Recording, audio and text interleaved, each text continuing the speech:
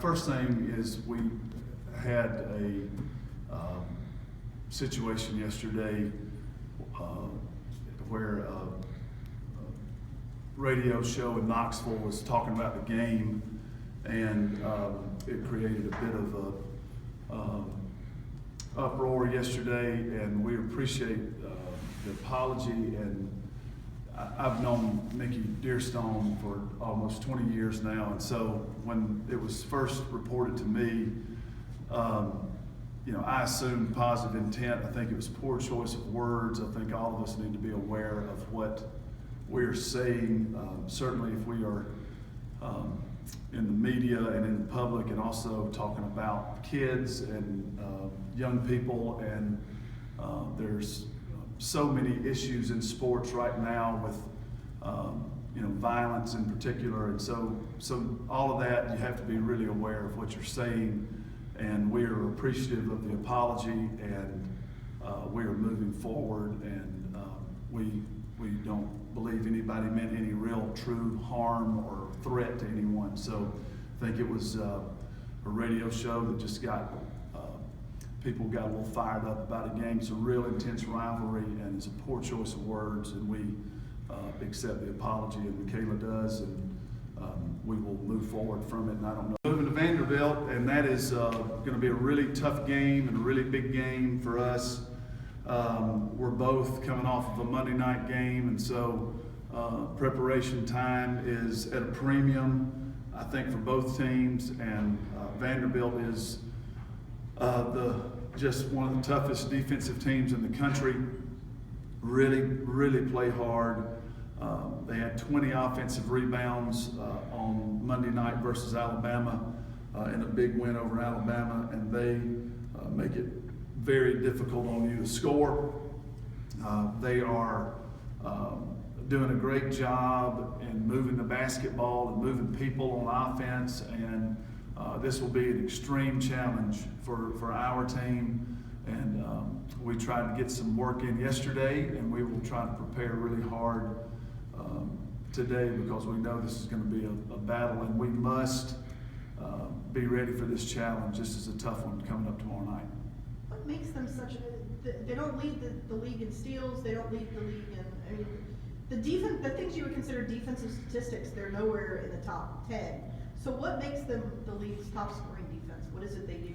Well, they run multiple looks, which can be confusing for you at times, and you get more caught up in trying to figure out what defense they're running, which slows you down, slows the pace of the game down. There's less possessions, and so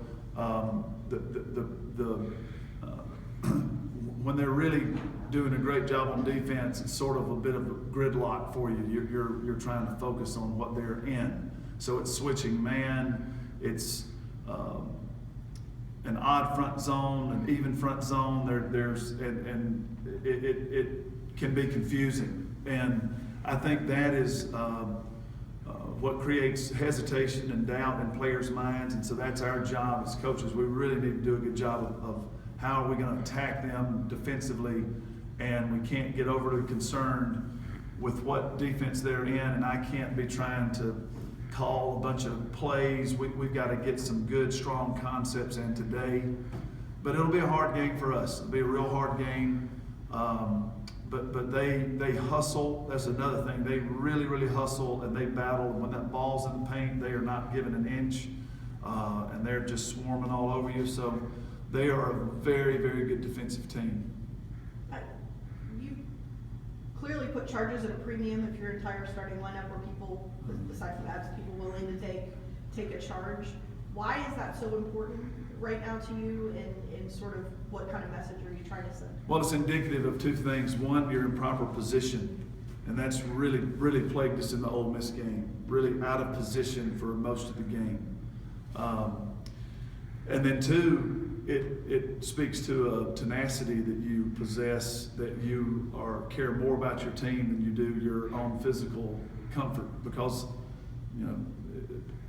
there's one reason that Evelyn takes them and other people don't. She just is willing to sacrifice her body for her team, and she took a huge one on Diamond Shields at the end of the game when we were struggling to stay afloat, and if she hadn't taken it, the Shields would have shot a layup and it'd been tie ball game. She took it and we held on to a 2-point lead. So it's just, we're not talented enough. So let's take South Carolina for instance. Asia Wilson doesn't have to take a charge because she, and probably shouldn't. She can block shots at an unbelievable rate. So if I were coaching her, I don't think I would be coaching her to take charges. We're not a shot blocking team, and we are not walking on the floor and showing up with our talent and beating people. We have to play really, really strong team defense. And one of the most important parts of our defense that needs to be addressed right now is positioning. And so if you're hugged up with your player and you're not seeing the ball, you can't take a charge. So that's a real, real problem. And if you're not tough enough to take one, that's another problem. We need to out-tough people. We're going to have to out-tough Vanderbilt tomorrow night. If we don't play tougher than them, they'll beat us. There's no question about it. We have to be tougher than our opponent. Batuli said everybody's sort of in awe of Evelyn's ability to take a charge. I mean, does she sort of inspire other teammates to do the same, or at least to try to do the same? I don't know how inspired we've been. She was the only one that took one the other night, so I don't know how inspirational she is. I wish she were more inspirational. Maybe I should have her address the team and talk to them instead of me talking to them. But she is such a playmaker in that area. That is a huge play, and I thank her, and the staff thanks her. Those are not things that you can take for granted. Kid just gives it up, her body up for the team, and that needs to become contagious for us. But Batuli and Macy, two freshmen, are trying to take charges in games, and so that's a great development. So it is, it's not a lack of experience, it is a willingness and a mindset, and we need to get our whole team there.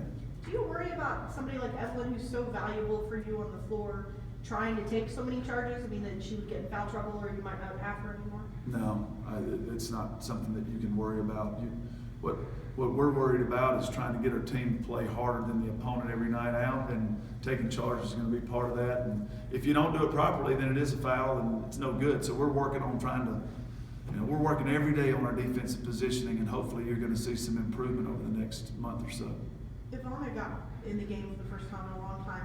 Was it a good matchup for her? Or is she finally making some developments in practice? Yeah, she finally got on the floor and stopped, woe is me, and this is all happening to me, and I have no role in this, and coach just won't play me, and negative, rain cloud, everything's happening to me. And I just finally, I was getting onto her in practice, and that was not having any effect. It was just going down. So I finally just got her one-on-one. And we've given a lot to Ivana in this program. We've given her great opportunity. We've worked hard for her. She's a wonderful person, but her attitude had gotten very negative, and she was not performing. She wasn't doing anything in practice.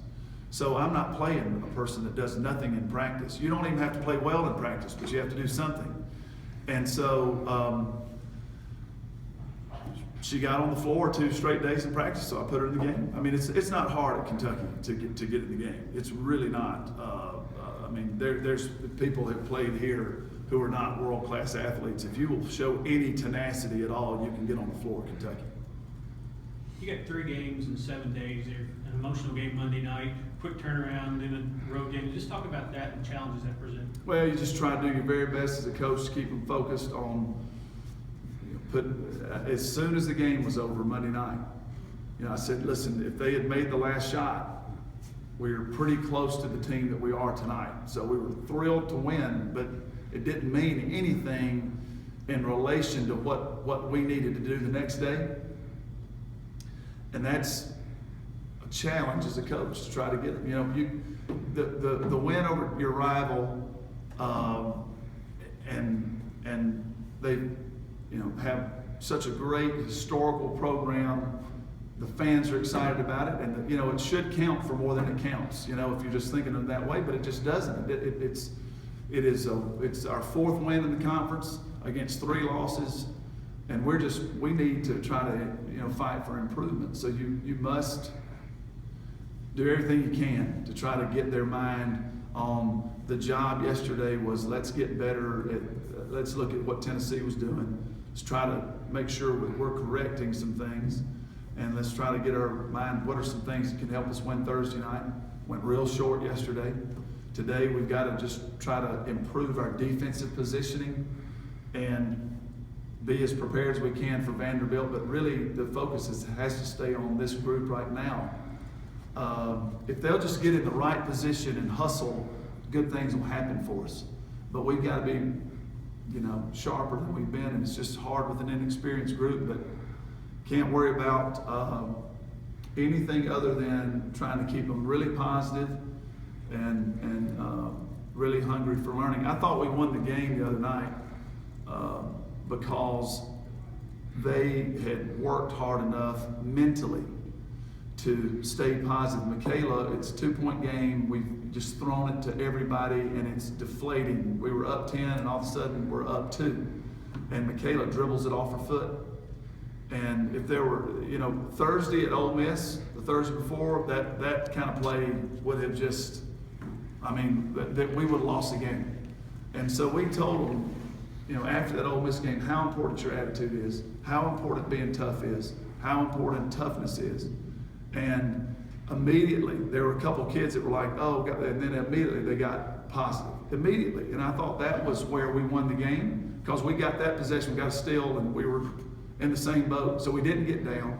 So that's where the growth in this basketball team has to remain. Vanderbilt is absolutely just so tough. It will be a tough game. We've got to be strong mentally and emotionally for tomorrow night. And if we'll just be sharp mentally and strong emotionally, we'll have a good chance to be a good team before the season's out, and hopefully we can win tomorrow night. Are there any, did Janae have any lasting effects from the ankle playing on Monday, or is she back to okay? Or? There's some lasting effects. We didn't practice her yesterday. We just had her walk through a couple things.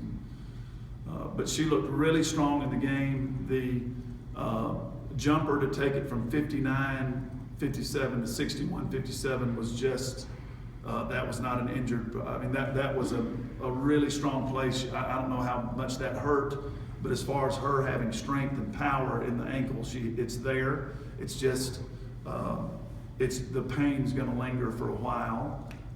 No significant swelling, all good developments for us, but it's definitely not 100%, but she played at a very high level Thursday night, Monday night. I don't even know what day it is. I don't know. You expect her to play on Thursday then? Yes. Thanks, everybody. Thanks a lot.